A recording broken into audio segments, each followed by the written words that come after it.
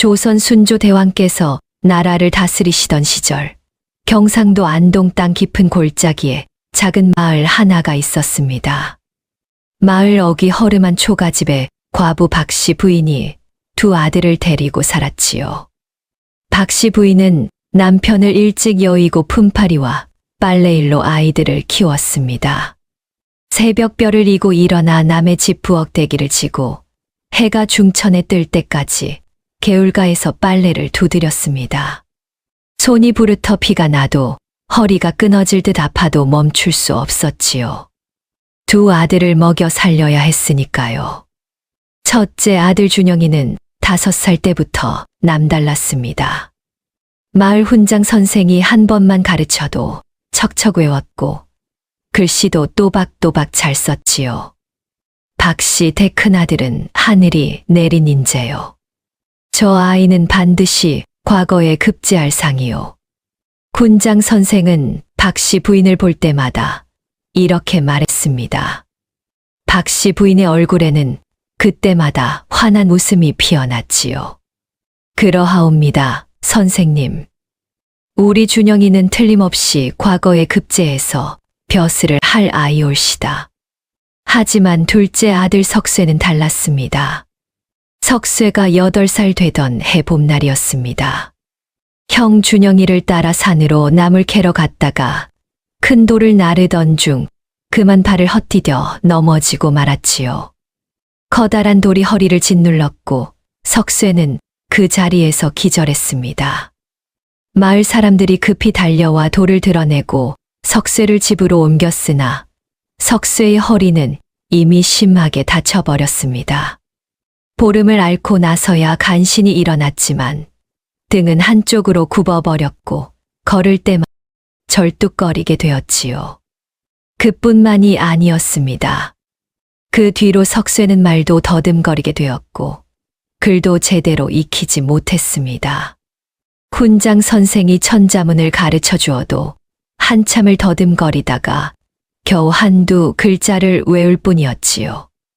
둘을 더하면 얼마냐?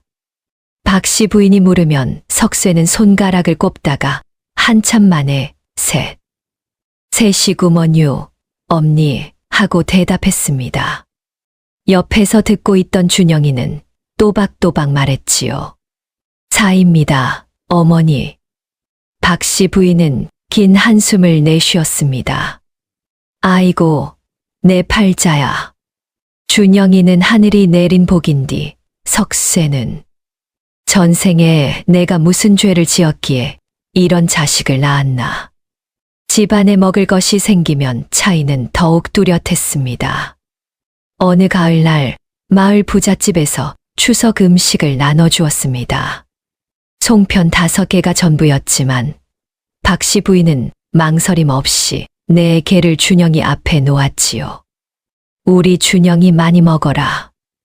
너는 글 공부를 해야 하이 기운을 많이 보해야 한다. 엄니, 저는요. 석쇠가 송편을 바라보며 침을 꿀꺽 삼켰습니다.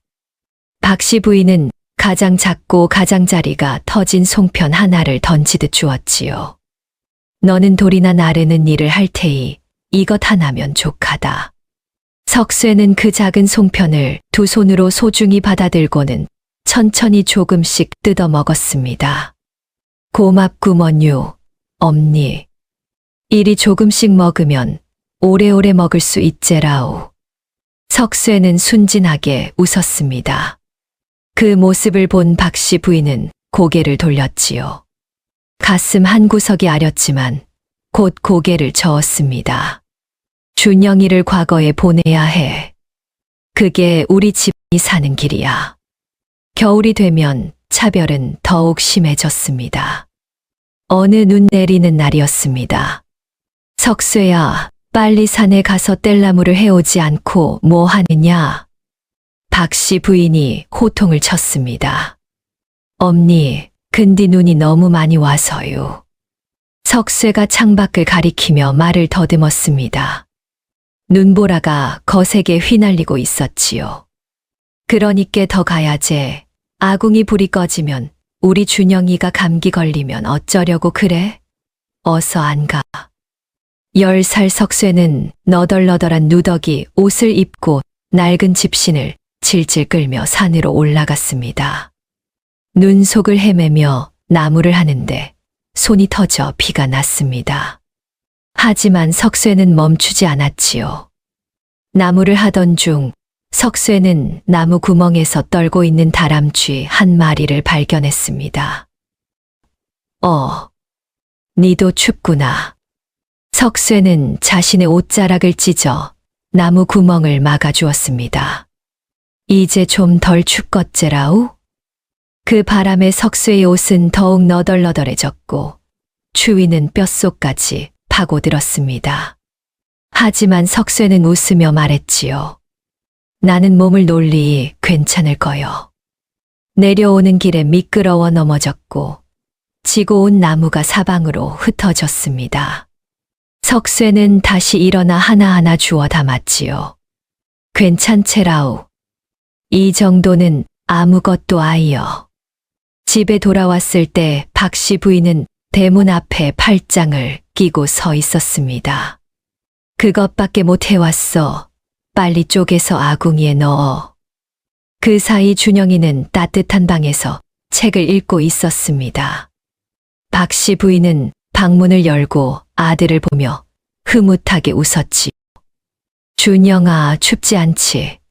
우리 아들은 과거 급제에서 우리 가문을 빛낼 거야. 공부만 하면 돼. 밥을 먹을 때도 차이는 명확했습니다. 준영이에게는 하얀 쌀밥과 된장찌개, 김치를 푸짐하게 주었지만 석쇠에게는 보리와 조를 섞은 식은 밥에 고춧가루 푼 물을 뿌려주는 게 전부였지요. 하지만 석쇠는 불평하지 않았습니다. 오히려 형을 극진히 따랐지요. 형님, 오늘 서당 가시제라우. 제가 형님 집신 새로 엮어드릴게요. 석쇠는 밤새 집신을 엮었습니다. 손가락이 부르터도 정성스럽게 한 올 한 올 엮어 나갔지요.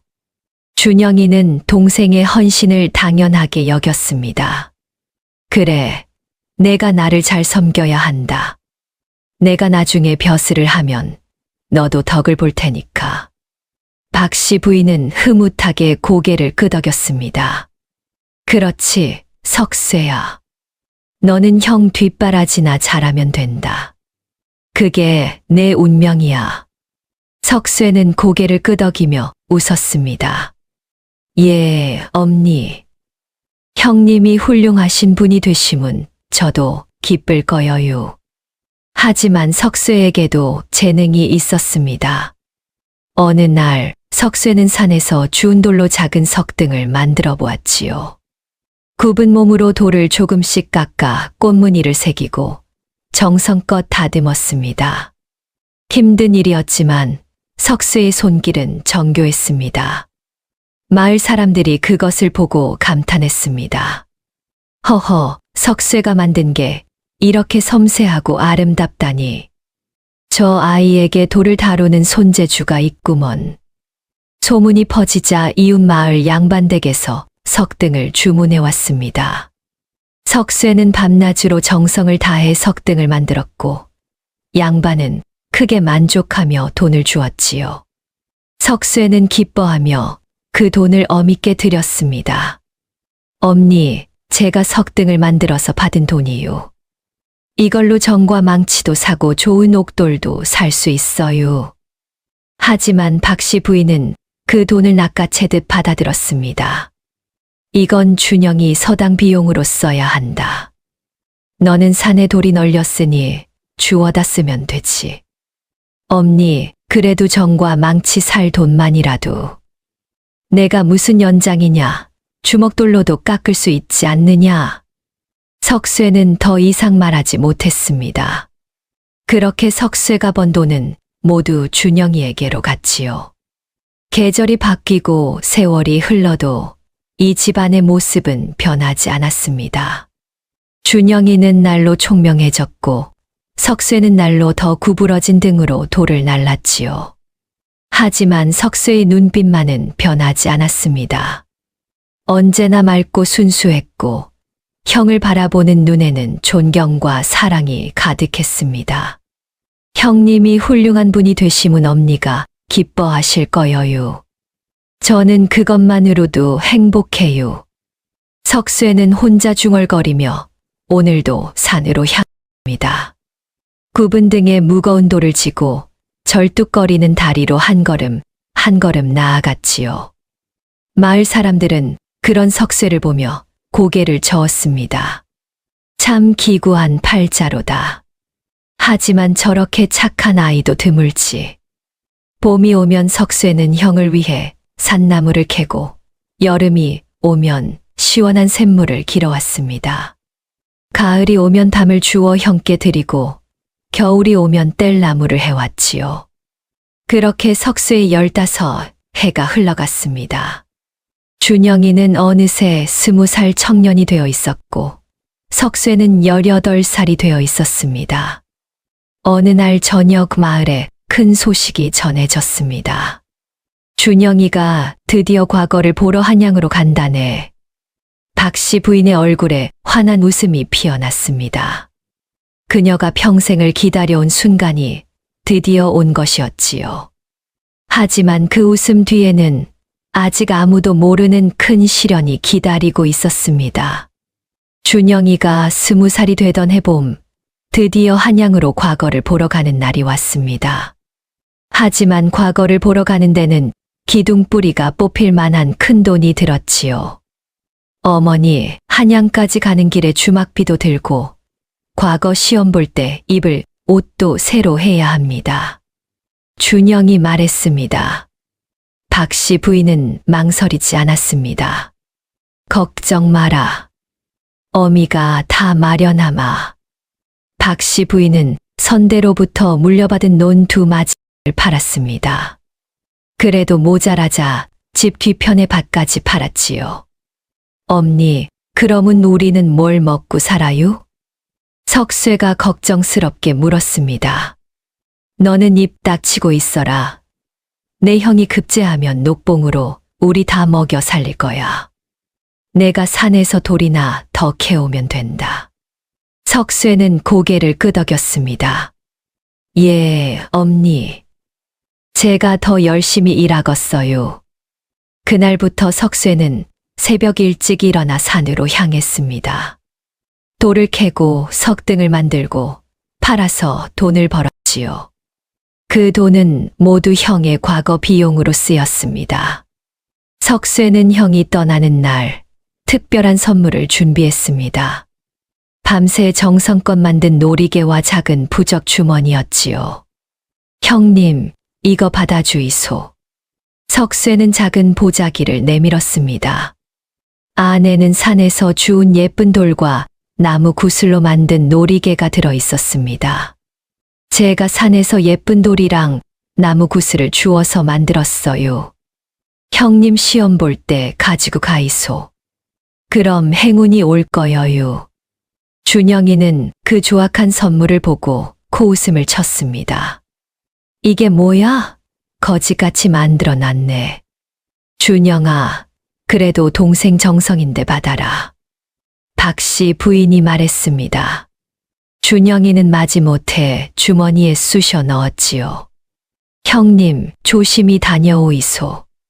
제가 매일 형님 무사히 시험 보시라고 산신님께 빌겄어요. 석쇠의 눈에는 눈물이 글썽였습니다. 준영이는 대답 없이 등을 돌렸습니다. 석 달 후 기적 같은 소식이 들려왔습니다. 준영이가 과거에 급제한 것이었지요. 그것도 상위권으로 붙어서 곧바로 성균관 유생이 되었고 이어 승문원 권지라는 관직을 받았다는 소식이었습니다. 우리 준영이가 급제했대요. 우리 아들이. 박씨 부인은 마을을 돌아다니며 소식을 전했습니다. 마을 사람들도 함께 기뻐했지요. 석쇠는 자기 일처럼 기뻐했습니다. 형님이 급제하셨대요. 우리 형님이. 그날 밤 석쇠는 산신당에 올라가 절을 올렸습니다. 산신님, 고맙구먼요. 형님이 무사히 급제하셨어요. 얼마 후 준영이에게 더 좋은 소식이 들려왔습니다. 한양에 부유한 양반 집안, 그것도 명문가의 외동딸과 혼담이 성사되었던 것이었지요. 하지만 이번에도 혼례 비용이 필요했습니다. 1년 정도 지나 준영이의 편지가 왔습니다. 어머니, 혼례 비용으로 100냥이 필요합니다. 처가가 명문가라 예물을 제대로 갖춰야 합니다. 100냥이라니 엄청난 돈이었습니다. 박씨 부인은 막막했지만 곧 결심했습니다. 석쇠야, 내가 모아둔 정과 망치를 팔아라. 그리고 값비싼 옥돌도 다 팔아. 엄니, 그건 제가 일할. 준영이 혼례가 먼저다. 내 형이 양반과 사위가 되면 우리도 덩달아 귀한 대접을 받는다. 어서 팔아. 석쇠는 자신의 유일한 생업 도구를 팔았습니다. 정성껏 다듬어온 정과 망치, 귀하게 모아둔 옥돌까지 모두 팔았지요. 그날부터 석쇠는 주먹돌로 돌을 깼습니다. 손이 터져 피가 흘러도 손톱이 다 빠져도 멈추지 않았습니다. 형님이 좋은 혼처를 만나셨으이 이 정도는 아무 아이제라오. 석쇠는 혼잣말로 자신을 다독였습니다. 1년 가까이 그렇게 모은 돈으로 박씨 부인은 준영이에게 예물을 보냈지요. 하지만 준영이에게서 돌아온 것은 간단한 편지 한 장뿐이었습니다. 어머니, 잘 받았습니다. 혼례는 장인어른 댁에서 치르니 오시지 않으셔도 됩니다. 저는 이제 한양에 정착했으니 조만간 찾아뵙겠습니다. 박씨 부인은 편지를 읽고 실망했지만 곧 스스로를 위로했습니다. 그래, 바쁠 테지. 벼슬길에 오르느라. 하지만 조만간은 오지 않았습니다. 1년이 지나고 2년이 지나도 준영이는 오지 않았지요.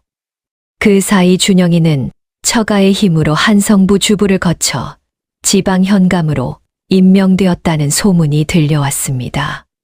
3년째 되던 해 준영이의 처가에서 권세 있는 집사 장서방이 마을을 찾아왔습니다.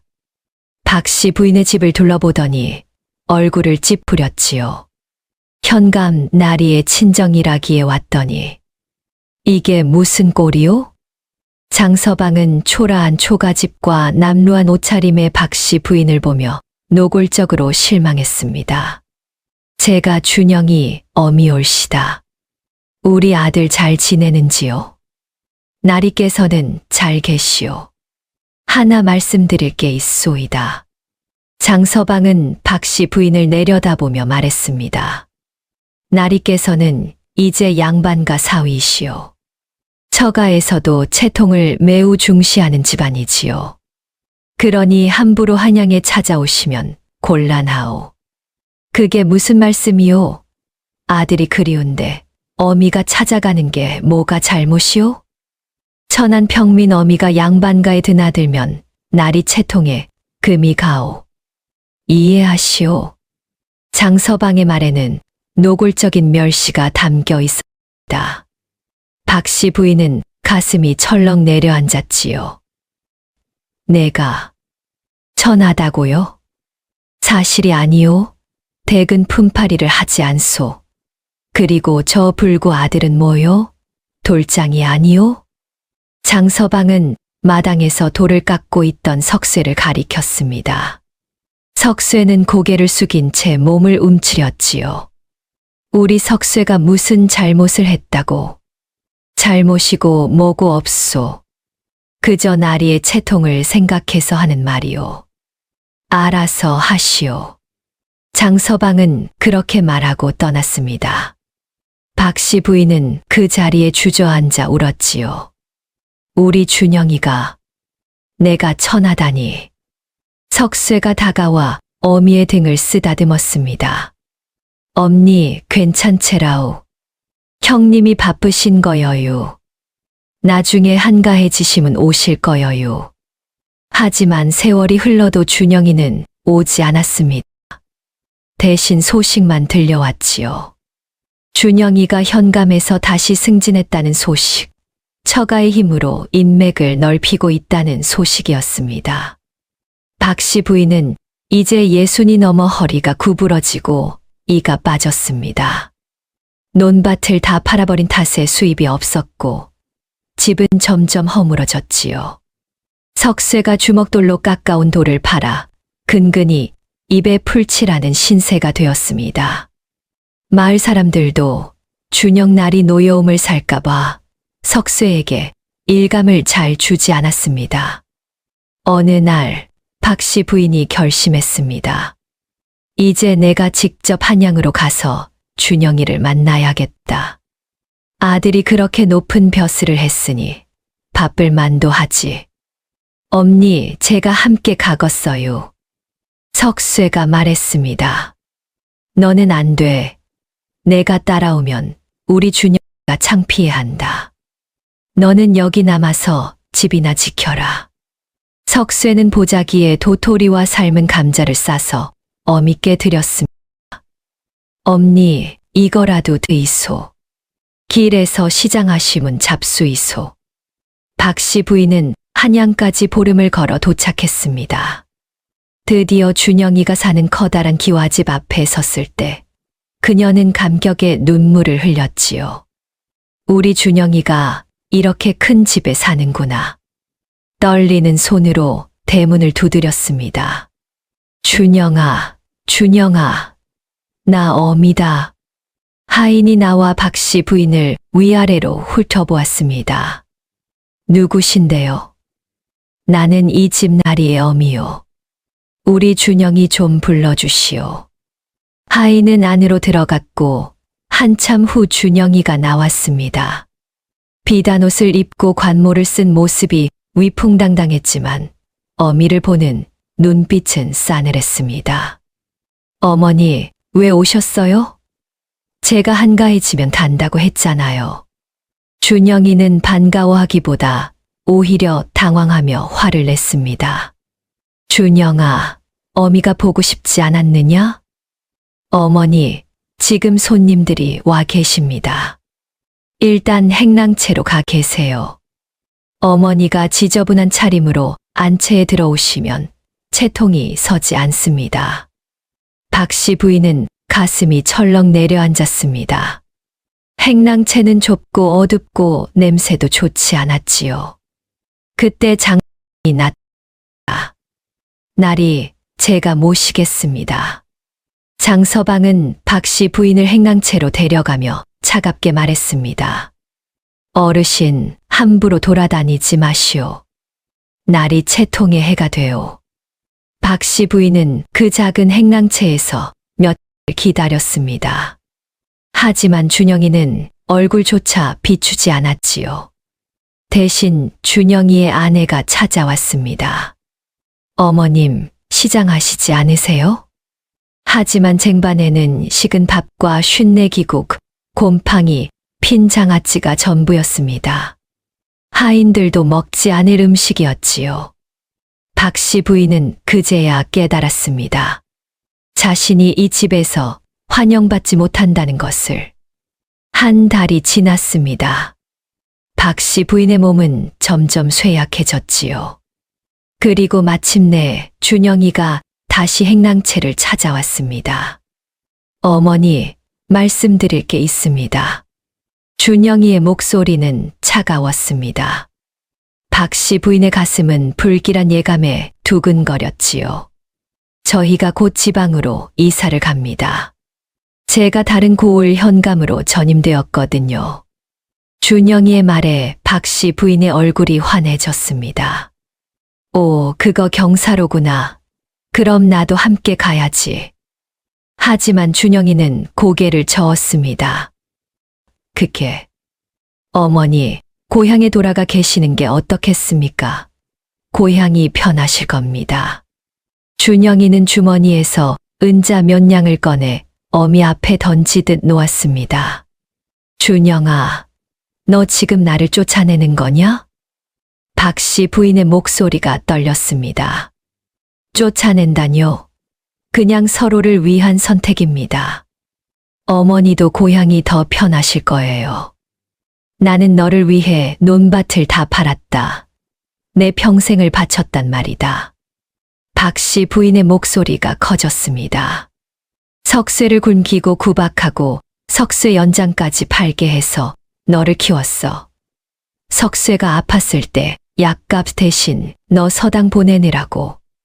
그런데 이제 쓸모 없어졌으니 버리는 거냐? 어머니, 목소리 낮추세요. 손님들이 듣습니다. 준영이는 차가운 눈빛으로 어미를 내려다보았습니다. 이제 저는 제 가정이 있습니다. 이해해 주세요. 그때 장서방이 나타났습니다. 날이 손님들이 기다리십니다. 준영이는 고개를 끄덕이고 돌아섰습니다. 장서방이 박 씨 부인을 보며 냉소를 지었지요. 이제 아셨겠지요? 나리께서는 더 이상 평민이 아니라오. 양반이시오. 사흘 후 장서방이 행랑채를 찾아왔습니다. 할멈, 나가셔야 합니다. 나리께서 이미 지방으로 떠나셨습니다. 뭐라고요? 나를 두고 떠났다고요? 나리 명령이십니다. 이 은자로 고향으로 돌아가시오. 밖은 한여름이었습니다. 뙤약볕이 내리쬐고 숨이 막힐 듯 더웠지요. 박 씨 부인은 갈 곳이 없었습니다. 제발 하루만 더 머물게 해주시오. 이 더위에 어디로 가란 말이오? 안 됩니다. 당장 나가시오. 장서방은 박 씨 부인의 팔을 잡아 대문 밖으로 내쫓았습니다. 대문이 쾅 하고 닫혔지요. 박 씨 부인은 한양거리를 떠돌았습니다. 자결하는 태양 아래서 비틀거렸고 물 한 모금 마실 곳도 없었습니다. 물 좀. 주막에 가서 물을 청했지만 주막 주인은 고개를 저었습니다. 거지는 안 됩니다. 나가세요. 박 씨 부인은 거리에서 구걸을 하려 했으나 관속들이 쫓아냈습니다. 여기서 구걸하지 마시오. 처마 밑에서 잠을 청하려 하면 집주인이 쫓아냈습니다. 아주머니, 여기서 자면 안 됩니다. 빨리 가세요. 보름이 지나자 박 씨 부인은 더 이상 걸을 수도 없었습니다. 폭염에 더위를 먹어 몸에 진액이 다 빠진 듯 했고 기운이 하나도 남지 않았지요. 아, 이렇게 개죽음을 당하는구나. 그녀는 한양 성문 밖 뙤약볕 아래 쓰러졌습니다. 주변에는 아무도 없었지요. 모두 그늘을 찾아 피했으니까요. 준영아, 나는 내가 자랑스러웠단다. 박 씨 부인의 눈에서 눈물이 흘러내렸습니다. 뜨거운 햇볕이 그녀의 얼굴을 태웠지요. 석쇠야, 미안하다. 어미가 너를. 그녀는 눈을 감았습니다. 이제 모든 것이 끝나는구나 싶었지요. 바로 그때였습니다. 엄니, 엄니. 멀리서 익숙한 목소리가 들려왔습니다. 절뚝거리는 발소리, 거친 숨소리. 석쇠야? 박 씨 부인은 희미한 의식 속에서 중얼거렸습니다. 엄니, 아니 돼요. 아이고, 이게 무슨 일이여유? 석쇠였습니다. 그는 어미의 얼굴 위로 자신의 삼배옷을 벗어 햇볕을 가려주었지요. 석쇠야, 네가 어째? 엄니, 말씀 마이소. 제가 모셔갈게요. 석쇠의 얼굴에는 눈물이 흘러내렸습니다. 마을에 소문이 돌았어요. 형님이 엄니를 내쫓았다고. 저는 듣자마자 달려왔어요. 보름을 걸었어요. 바보 자식. 니는 왜? 엄니는 제 엄니잖아요. 제가 지켜드려야 제라오. 석쇠는 어미를 조심스럽게 자신의 등에 업었습니다. 굽은 등이었지만 어미를 업기에는 부족함이 없었지요. 석쇠야, 니는 어째 나를 찾았느냐? 형님 집에 가서 물어봤어요. 근디 장서방이라는 사람이 거짓말을 했어요. 남쪽으로 갔다고 해서 며칠을 헤맸어요. 석쇠의 목소리가 떨렸습니다. 그러다가 성문 근처를 지나가는 뒤 엄니가 보이는 거여요. 아, 하늘이 도우셨나 봐요. 석쇠는 어미를 업고 걷기 시작했습니다.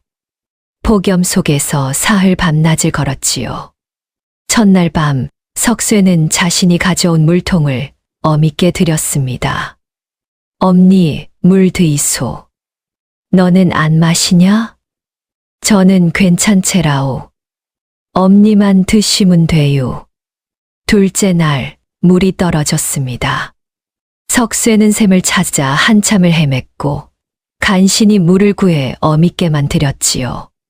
석쇠야, 너도 마셔야 한다. 저는 아직 기운이 남아 있어요. 엄니가 더 드이소. 셋째 날 석쇠의 걸음이 비틀거렸습니다. 폭염 속에서 물도 제대로 마시지 않고 어미를 업고 걸었으니 당연했지요. 석쇠야, 잠깐 쉬어라. 아니여유, 엄니. 빨리 고향에 가야 해요. 거기 가문 제가 마련해 놓은 집이 있어요. 뭐라고? 엄니가 형님 댁에 가신다고 했을 때부터 언젠가 돌아오실 거라 생각하고 매일 방을 쓸고 이부자리를 펴놓았어요. 혹시라도 엄니가 돌아오셨을 때 불편하지 않게. 박씨 부인의 눈에서 눈물이 주르륵 흘러내렸습니다. 바보야. 한여름인디. 그래도요. 겨울에도 돌아오실 수 있잖아요. 그때를 위해 뗄나무도 모아놨어요. 석쇠의 순수한 대답에 박씨 부인은 더욱 울었습니다. 그날 오후 석쇠가 그만 비틀거리며 쓰러졌습니다. 더위를 먹어 진액이 다 빠진 것이었지요. 석쇠야, 석쇠야. 박씨 부인이 아들을 흔들었습니다. 석쇠는 희미한 의식 속에서도 어미를 꼭 껴안았습니다. 엄니, 엄니만 살아계시문. 돼요. 바로 그때 마을 사람 몇이 지나가다 그들을 발견했습니다. 저기 사람이 쓰러졌네. 저건 석쇠 아닌가. 마을 사람들이 급히 달려와 둘을 일으켰습니다. 물을 먹이고 그늘로 옮겼지요. 석쇠는 정신을 차리자마자 어미부터 찾았습니다. 엄니, 엄니는요? 괜찮으시다. 내가 정신을 잃어서 모두 놀랐다. 석쇠는 안도의 한숨을 쉬었습니다. 다행이여, 다행이여요.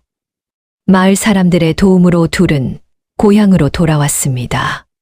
하지만 집에 도착했을 때 충격적인 광경이 기다리고 있었지요. 집이 불에 타 반쯤 무너져 있었습니다. 석쇠가 없는 사이 누군가 불을 질렀던 것입니다. 엄니, 집이. 박씨 부인은 충격을 받았습니다. 이제 정말 아무것도 남지 않았구나 싶었지요. 하지만 석쇠는 웃었습니다. 괜찮체라오, 엄니. 제가 다시 지으면 돼요. 다행히 헛간은 불타지 않았네요. 거기 쌀독이랑 솥이 있을 거여요. 석쇠는 헛간으로 달려갔습니다. 다행히 헛간은 무사했고 작은 쌀독과 솥이 남아 있었지요. 엄니가 계시문 집은 금방 지을 수 있어요. 박씨 부인은 그런 아들을 보며 깨달았습니다. 자신이 평생 누구를 사랑해야 했는지를. 석쇠야. 박씨 부인의 목소리가 떨렸습니다. 엄니가 정말 미안하구나. 그날 밤 석쇠는 반쯤 무너진 집 한쪽을 급히 수리했습니다. 다행히 아궁이는 무너지지 않아 불을 지필 수 있었지요. 비를 피할 만큼만이라도 고쳐야 했으니까요. 박 씨 부인은 그런 아들의 뒷모습을 보며 눈물을 흘렸습니다. 석쇠의 등은 여전히 굽어 있었고 걸음은 여전히 절뚝거렸지만 그 모습이 이렇게 아름다워 보일 수가 없었지요. 내가 얼마나 바보였니?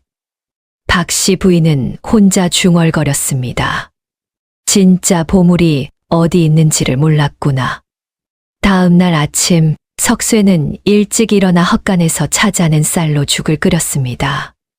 이웃집에서 빌려온 작은 솥에 정성껏 끓인 죽이었지요.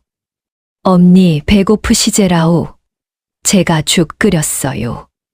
석쇠는 조심스럽게 죽을 떠서 어미 입에 넣어드렸습니다. 아, 뜨겁제라오. 제가 후 불어드릴게요. 박 씨 부인은 죽을 삼키며 흐느꼈습니다. 태어나서 이렇게 정성스럽게 밥을 받아본 적이 없었습니다. 석쇠야. 예, 엄니. 니는 엄미가 밉지도 않느냐? 나는 평생 너를 구박하고 형만 편애했는디. 석쇠는 눈물을 글썽이며 말했습니다. 엄니, 무신 그런 말씀을 하이소. 저는 엄니가 저를 업어주신 거 다 기억해요. 제가 어릴 때 허리 다쳐서 못 걸을 때 엄니가 저를 업구 의원한테 데려가셨잖아요. 그때 엄니 등이 참 따뜻했어요. 박 씨 부인은 기억했습니다. 석쇠가 다쳤을 때 업고 산을 넘어 읍내 의원까지 갔던 날을. 그때 자신도 눈물을 흘리며 아들을 꼭 껴안았던 것을. 저는 그게 너무 좋았어요. 그래서 언젠가 저도 엄니를 업어드리고 생각했어요. 바보 자식. 박 씨 부인은 석쇠를 꼭 껴안았습니다. 미안하다. 정말 미안하다. 며칠이 지나자 박 씨 부인의 건강은 조금씩 회복되었습니다. 석쇠는 날마다 산에 올라 산나무를 캐왔고 몸에 좋다는 것은 무엇이든 구해왔지요. 엄니, 이건 더덕이여요. 기운 나는 디 좋대요. 석쇠야, 너는 안 먹고. 저는 튼튼해요. 엄니만 드이소. 그리고 밤마다 석쇠는 어미의 발을 주물러 드렸습니다. 엄니, 발이 시리시제라오. 제가 따뜻하게 해드릴게요. 박 씨 부인은 그런 석쇠를 보며 매일 울었습니다. 자신이 평생 저지른 잘못을 깨닫고 참회했지요. 한편 석쇠는 낮에는 돌을 깎고 밤에는 석가래를 올려 작은 오두막을 다시 세웠습니다. 마을 사람들도 하나둘 도우러 왔지요. 석쇠야, 이 나무 쓰거라. 석쇠야, 새끼줄이 필요하면 이걸 가져가라. 한 달쯤 지나자 작지만 아담한 집이 다시 지어졌습니다. 엄니 보이소, 새 집이여유. 박 씨 부인은 눈물을 흘리며 말했습니다. 석쇠야, 나는 내게 물려줄 게 아무것도 없구나. 논도 밭도 집도 다 준영이한테 줘버렸다. 석쇠는 고개를 저었다. 엄니, 그게 무슨 말씀이여유? 준영이는 땅도 받고 돈도 받고 배움도 받았는디 니는 아무것도 받은 게 없잖냐. 아니여유. 석쇠는 어미의 말을 끊었습니다. 그의 눈에는 진심이 가득했지요. 엄니 형님은 땅도 가져가고 집도 가져가고 돈도 가져갔지만 저는 엄니를 가졌어요. 뭐라고? 형님은 다 가져갔지만 정작 가장 소중한 건 못 가요. 바로 엄니요. 박 씨 부인은 그 말을 듣는 순간 가슴이 무너져 내리는 것 같았습니다. 저는 엄니를 모시고 살 수 있잖아요. 이게 제일 큰 복이여유. 석쇠야. 엄니, 저는 행복해요. 엄니가 제 곁에 계시는 게 제일 좋아요. 땅이고 돈이고 그런 거 필요 없어요. 엄니만 있으면 저는 세상에서 제일 부자여요. 박씨 부인은 아들을 꼭 껴안고 통곡했습니다. 내가 얼마나 바보였니? 진짜 보물이 어디 있는지를 몰랐구나. 마을 사람들도 변하기 시작했습니다. 처음에는 준영 날이 노여움을 살까봐 멀리했지만 석쇠의 효심을 보고는 하나둘 도우러 왔지요. 석쇠야, 이 쌀 좀 가져가거라. 석쇠야, 우리 집 석등 하나 만들어 주겠느냐? 품삯은 넉넉히 주마. 석쇠는 감사하며 받았습니다. 고맙구먼유. 정말 고맙구먼유.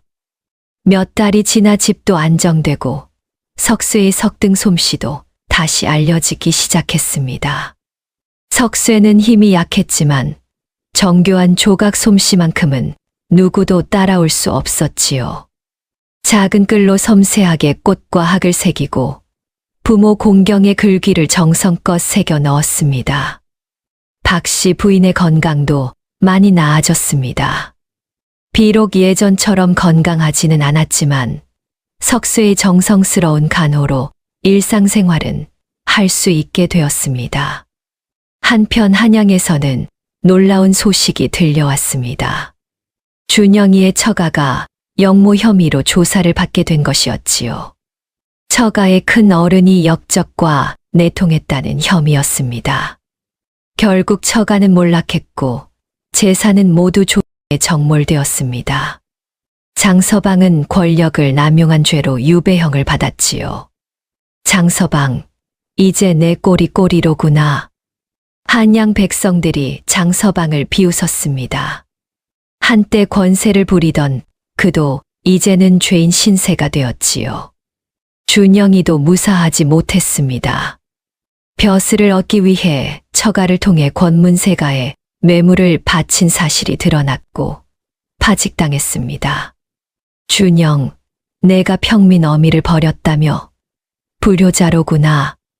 처가 사람들은 준영을 불효자라며 쫓아냈습니다. 모든 것을 잃은 준영은 초라한 행색으로 고향으로 돌아올 수밖에 없었지요. 하지만 준영은 부끄러워 마을로 바로 들어오지 못했습니다. 마을 어귀 허름한 움막에 숨어 지냈지요. 보름쯤 지났을 때였습니다. 석쇠가 장에 갔다가 돌아오는 길이었습니다. 멀리서 낯익은 뒷모습이 보였지요. 저 뒷모습이 형님 같은디. 석쇠가 가까이 가보니 정말 준영이었습니다. 누더기 옷을 입고 움막에 앉아있는 형의 모습을 보고 석쇠는 가슴이 아렸습니다. 아, 우리 형님이 저렇게 살고 계셨구나. 석쇠는 아무 말 없이 돌아왔습니다. 그날부터 석쇠는 가끔 형이 사는 움막 앞에 쌀과 반찬을 몰래 놓아두곤 했지요. 형님도 어려우실 텐디. 며칠이 지나 준영이가 그 음식과 함께 놓인 쪽지를 발견했습니다. 형님, 몸 건강하이소 석쇠. 준영이는 그 쪽지를 보고 주저앉아 울었습니다. 석쇠야. 나는 정말 나쁜 형이었어. 일주일쯤 더 지났을 때였습니다. 준영이는 용기를 내어 석쇠를 찾아갔습니다. 그때 석쇠는 새로 지은 집 마당에서 돌을 깎고 있었습니다. 작은 정으로 조심스럽게 연꽃을 새기고 있었지요. 석쇠야. 준영이의 목소리에 석쇠가 돌아보았습니다. 형님이시여유. 석쇠는 깜짝 놀라 달려왔습니다. 준영이는 무릎을 꿇었지요. 석쇠야, 미안하다. 정말 미안하다. 형님, 왜 우이소? 무슨 일 있으이소? 나는 정말 나쁜 놈이었어. 어미를 버리고 너를 무시하고. 형님, 무릎 꿇지 마이소. 형님은 제 형님이잖아요. 석쇠는 형을 일으켜 세웠습니다. 석쇠야, 용서해줘. 형님 무슨 말씀을 하시는 거여요? 용서할 게 뭐가 있어요? 형님은 제 형님이고 저는 형님 동생이잖아요. 그걸로 좋게요. 그때 박씨 부인이 방에서 나왔습니다. 준영이를 보자 잠시 굳었다가 천천히 다가왔지요. 어미. 준영이는 어미 앞에 무릎을 꿇었습니다. 어미, 용서해 주십시오. 불효자를 용서해 주십시오. 박씨 부인의 눈에서 눈물이 흘렀습니다. 하지만 그녀는 아들을 일으켜 세우고 껴안았지요. 일어나거라. 내가 돌아왔으니 그걸로 됐다. 그날 밤 세 식구는 오랜만에 함께 밥을 먹었습니다. 석쇠가 끓인 죽은 정말 맛있었지요. 석쇠야, 나도 여기서 너를 도와도 될까? 준영이가 조심스럽게 물었습니다. 물론이제라오 형님, 형님이 함께 계시면 제가 얼마나 좋겠어요? 석쇠의 얼굴에 환한 웃음이 피어났습니다. 박씨 부인도 웃었지요. 이제야 우리가 진짜 가족이 되는구나. 그날 밤 박씨 부인은 평생 처음으로 평화로운 잠을 잤습니다. 이튿날부터 준영이는 석쇠를 도왔습니다. 석쇠가 정교하게 조각하는 동안 준영이는 무거운 돌을 옮기고 다듬었지요. 형님, 고맙구먼요. 아니다. 내가 너한테 고마워해야지. 두 형제는 함께 일하며 서로를 이해하기 시작했습니다. 그리고 박씨 부인은 그 모습을 보며 행복해했지요. 몇 년이 흘렀다. 석쇠네 집은 여전히 작고 소박했지만 웃음소리가 끊이지 않았습니다. 준영이는 마을 아이들을 가르치는 훈장이 되었습니다. 더 이상 벼슬을 꿈꾸지 않았지요. 아이들에게 글을 가르치고 인간의 도리를 가르치는 것으로 충분히 행복했습니다. 선생님, 효란 무엇입니까? 아이들이 물으면 준영이는 대답했습니다. 효는 말이 아니라 행동이니라. 우리 동생 석쇠를 보거라. 저희 말로 진정한 효자니라. 석쇠는 여전히 돌을 깎았습니다. 하지만 이제는 혼자가 아니었지요. 형이 함께 일을 거들어 주었습니다. 석쇠야, 이 부분은 어째 깎으면 되겠느냐? 형님, 일이 조금씩 정성껏 깎으면 돼요. 두 형제는 함께 석등을 만들었습니다. 석쇠의 섬세한 손길과 준영이의 학식이 어우러져 더욱 아름다운 작품이 탄생했지요. 석등마다 효행과 우애에 관한 글귀가 새깁니다. 부모운 중천지만극, 부모운 중천지만극 부모은 종텐띠왕지. 부모의 은혜는 하늘과 땅처럼 끝이 없다. 형제지 간혈육지친. 형제간은 피와 살을 나눈 친함이로다. 어느 날 안동 지방의 양반 한 분이 석쇠를 찾아왔습니다. 석쇠 댁이 여기 맞사옵니까? 예, 맞아요. 무슨 일로 오셨어요? 소문을 듣고 왔소이다. 댁이 만든 석등이 참으로 아름답다 하여 우리 조상 묘소에 세울 석등을 부탁하고 싶소. 감사하옵니다. 정성껏 만들겠어요. 석쇠는 석 달 동안 정성을 다해 석등을 만들었습니다. 비록 몸은 굽었지만 손끝만큼은 누구보다 정교했지요. 돌에 연꽃과 학을 새기고 부모를 공경하는 글귀를 새겨 넣었습니다. 양반은 석등을 보고 크게 감탄했습니다. 이는 예술이로다. 석쇠 그대의 손길에는 혼이 담겨 있소. 석쇠의 솜씨는 점점 알려졌고 멀리서도 주문이 들어왔습니다. 석쇠의 형편도 조금씩 나아졌지요. 하지만 박씨 부인의 건강은 점점 약해졌습니다. 이미 나이도 많았고 한양에서 고생한 후유증이 남아 있었습니다. 엄니, 괜찮으이소? 석쇠가 걱정스럽게 물었습니다. 괜찮다. 너희들이 곁에 있으니 행복하구나. 박씨 부인은 두 아들의 손을 잡았습니다. 내가 이제야 깨달았다. 진정한 가치가 무엇인지를. 겨울이 지나고 봄이 왔습니다. 박씨 부인의 건강은 조금씩 나빠졌지만 그녀의 얼굴에는 평화가 깃들어 있었지요.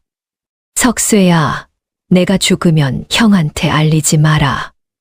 그리고 장례도 간소하게 치러라.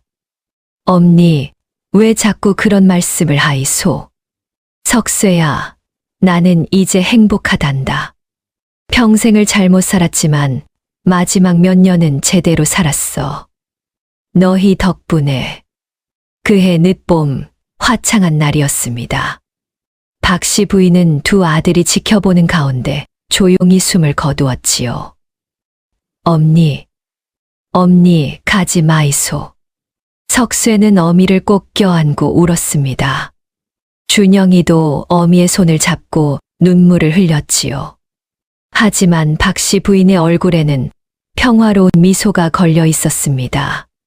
장례식 날 마을 사람들이 모두 모여들었습니다. 참 기구한 인생이었지만 마지막은 행복하셨겠어. 석쇠가 효자여서 복을 받으셨지.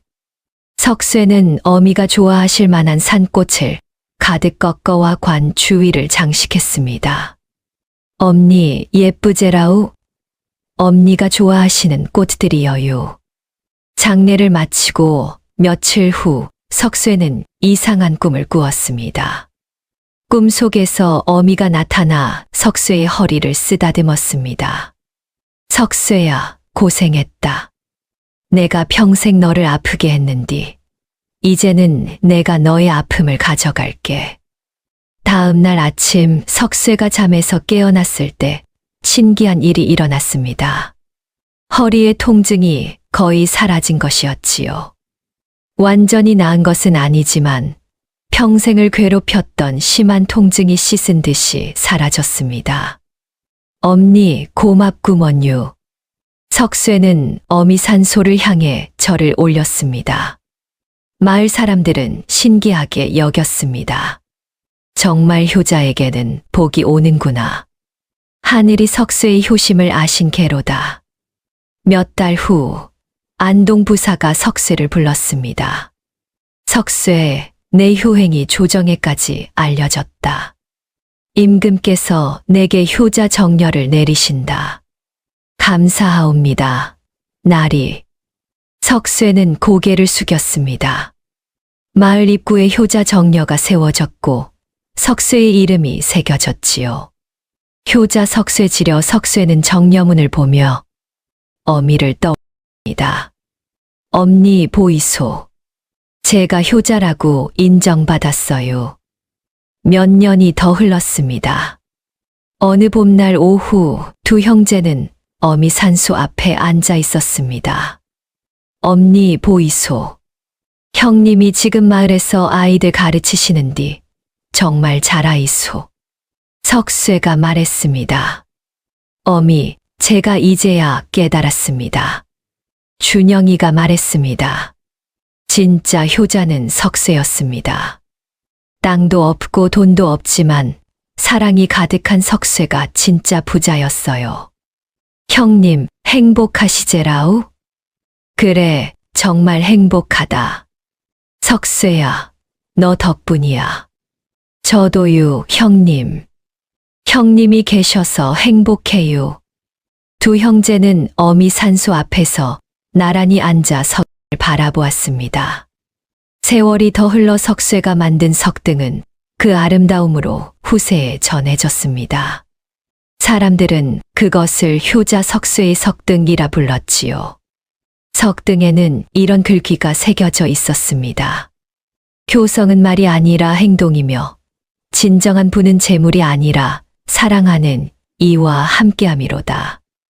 이 이야기는 오늘날까지 전해져 사람들에게 묻습니다. 진정한 가치는 무엇일까요? 땅, 돈, 명예입니까? 아니면 진심으로 나를 사랑하는 한 사람입니까? 형님은 땅을 가졌지만 석쇠는 어미를 가졌습니다. 그리고 석쇠는 말했습니다. 저는 그것으로 세상에서 가장 부유합니다. 이로부터 마을 사람들은 석쇠를 본받아 부모를 극진히 섬겼다고 합니다. 그리고 석쇠가 만든 석등은 지금도 어딘가에 남아 효의 참된 의미를 전하고 있다고 전해집니다. 후세 사람들이 이르기를 재물도 벼슬도 자식의 효성만 못하고 온 세상을 얻어도 부모의 사랑만 못하니 효자 석쇠의 마음이야말로 우리가 본받아야 할 길이다 라하였습니다. 오늘 석쇠의 이야기 어떠셨나요? 형님은 땅을 가졌지만 석쇠는 어미를 가졌습니다. 여러분 곁에는 누가 계신가요? 그분을 소중히 여기고 계신가요? 댓글로 여러분의 소중한 의견을 남겨주시고 어디에서 이 이야기를 듣고 계신지도 함께 알려주세요.